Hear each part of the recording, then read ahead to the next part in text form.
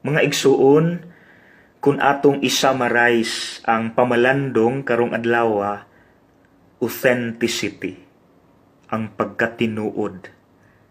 Diri sa Ebanghelyo, at first, pa-istrikto pa ang judge ngadto sa byuda nga puwerteng hangyo sa iyang tabang. Pero later on, iya haragi hapong gitabangan.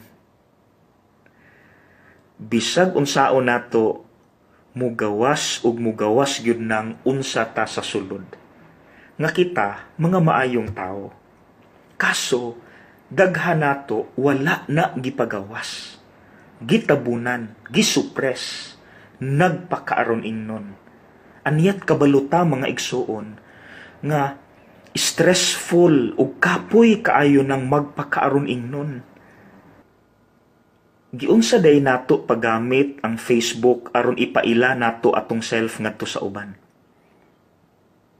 Ang ato ang authentic self or ang peke na self? Mga igsuon, dapat unta. Online must be the same kung unsa ta offline. Like for example, atong itsura. Mao ba na sa online ug sa offline parihara ba?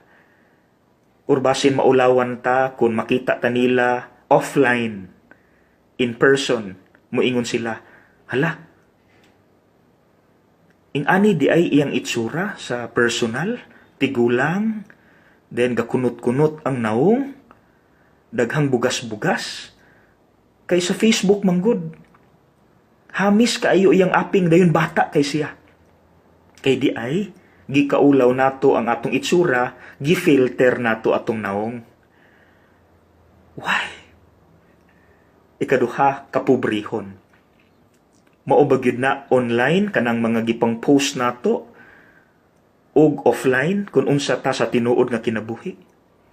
Or basin diha lang ta social ug dato online pero in real life dili di ay.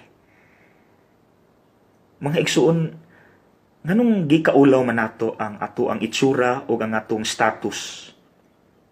Maubag yun na importante, no?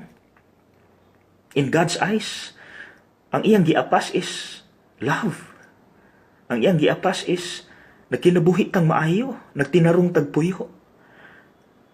Do you want to know unsay sikreto aron mamahimo tang real or authentic sa atong kinabuhi, stress-free?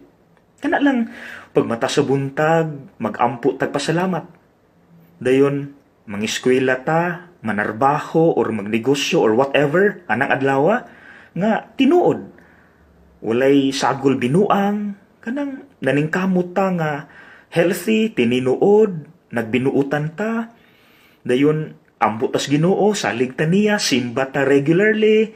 Dayon, himo tag maayo, nagtuman ta sa iyang gusto. Dayon, before ta natulog, nag-ampo na pud ta.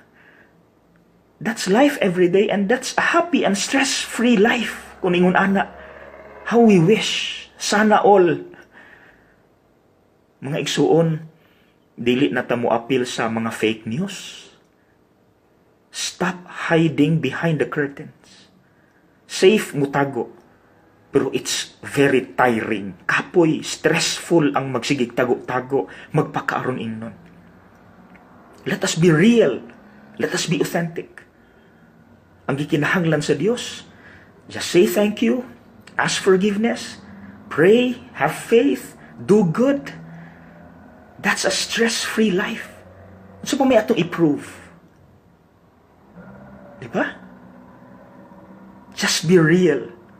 Kana argued. And you'll live a stress-free life. Happy life. Okay?